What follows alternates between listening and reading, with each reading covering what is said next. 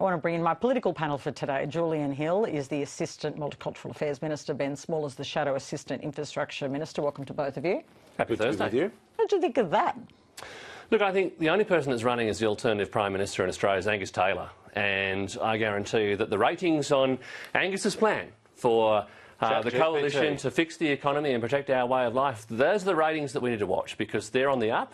And every Australian that I talk to talk about our plan to lower interest rates, lower power prices and put Australia first is being received really, really warmly in the community. OK, so you're saying that he did the wrong thing? Shouldn't be talking about Ten's ratings? You should be looking at Angus Taylor's ratings? Well, at the end of the day, we're putting ourselves forward as the alternative government of Australia, and we've got a plan to fix everything that's going wrong on Mr Albanese's watch. And I mean, the Prime Minister himself is the one ducking and weaving journalists. You're ducking and weaving my question. No, Come on, you no, are. You are. Was it wrong to talk to a journalist like that who's asking questions about ICAC? And I think that Dave Sharma put it beautifully there, where he did say that that was out of line.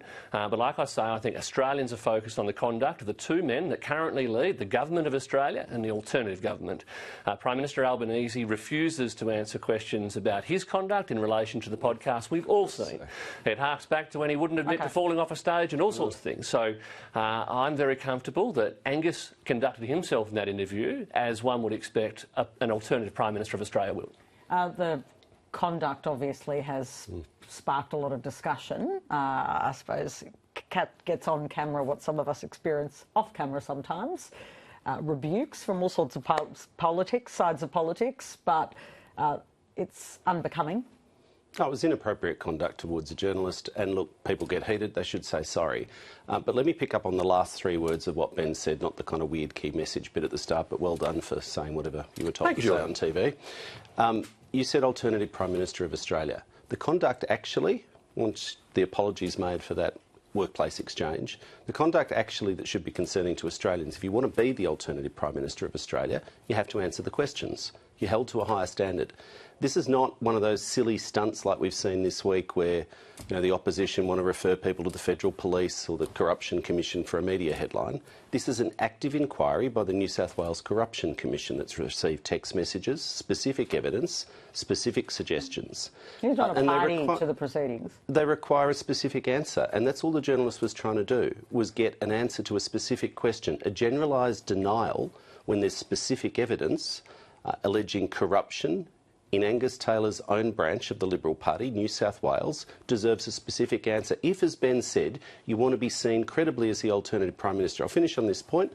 I'll give Angus an acknowledgement. He's had a bad day. It was his 6-month anniversary from knocking off Susan Ley, and he had one of his own frontbenchers out refusing to back his leadership at the National Press Club, where he went to share his true, authentic feelings. OK. PK, on this, though, there's a real double standard from Labor. Luke Gosling is a party to current court proceedings, having been charged by the NT Police. MP, for those who don't know. Exactly right. Charged with the alleged assault of the NT administrator. The Prime Minister has used that as a basis not to answer questions. So if that's the higher standard that we want Angus Taylor held to, I think he more than acquitted himself to that standard and exceeded that earlier today. Nice try, but you understand, PK, and I suspect Ben does. There's a fundamental difference between a proceeding before a court and a corruption inquiry, where people have every right on royal commissions and corruption inquiries to be asked questions and answer them.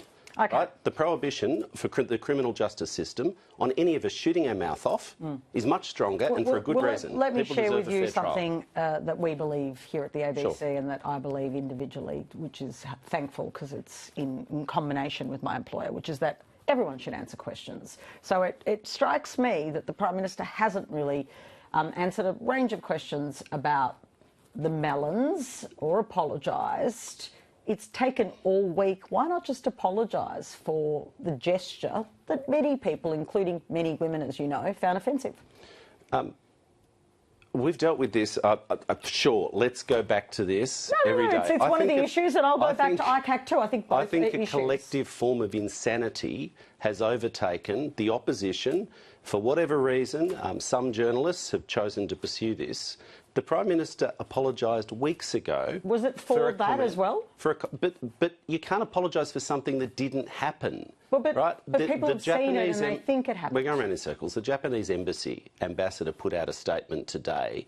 This is nonsense, it's confected, and you've now got the opposition pulling political stunts, making ridiculous references, wasting the police's time to perpetuate a fantasy media story of something that didn't happen. I mean, we've spent all week, but if the opposition want to turn up to Parliament, frankly, what I think you're doing with this bizarre frolic that you're on is driving up One Nation's vote, because when people out in real world turn on the TV and go, what's the federal parliament up to? They're talking about this. That has nothing to do with the daily lives, and it's completely fanciful and made up. All right, people can watch it and decide if it's made up. Absolutely, and they can watch all of us. And many have watched it and don't think it's made up. That's doing the all problem. sorts of hand gestures out of habit repeatedly. Like, this is what people do who talk with their hands, as I do. Like, honestly, the allegation, the suggestion is fanciful, it's ridiculous, it's been addressed, and if they want to waste the time of the federal police and waste the time of the National Parliament instead of doing their job, then people should judge them accordingly. I'll give you a right of reply.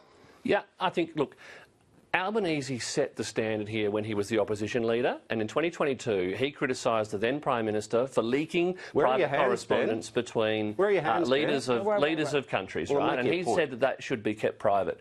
We've seen his own government leak a diplomatic cable from the Japanese government to Australia. I mean, this is just made up this week. So again, we are simply requiring that Labor meet the own standard that they set. So let me go to another standard, because as I say, I'm an equal opportunity questioner.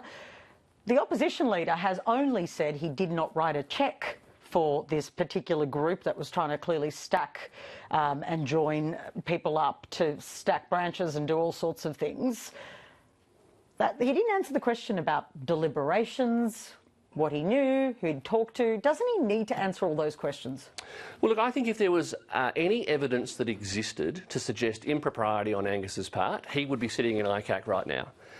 So at the end of the day, we can draw all sorts of allegations from all sorts of sources across the community, but we have laws in this country and they require that a prosecution, whether it be in a criminal court, as we're seeing play out in the NT at the moment, or indeed the corruption agencies that exist across Australia, they compile evidence. Where that meets a civil threshold or a criminal threshold, prosecution's aboard. That's not the case here. Angus has said that he has nothing to hide, he's done nothing wrong, and so I think that the real debate that Australians are worried about is about fixing our economy and restoring our way of life. I think fixing the economy or dealing with the economy is definitely something people are very concerned about. Well, they've spent all week not talking about it. They've been talking about fantasy and making fake police referrals, and they've now got a plan, presumably written with ChatGPT, because there's no actual policies or costings, but they hold it up on TV. So for all the viewers at home, when you see them hold the plan up on TV, there's nothing in it. But anyway, that will become apparent. Okay. I'm very happy to step through it, PK. Please don't read the I was going to say, no. But I accept there are things in that plan and that it's not quite right to say that there's nothing in the plan. Finally, Tomago and the bailout. Do you support the bailout?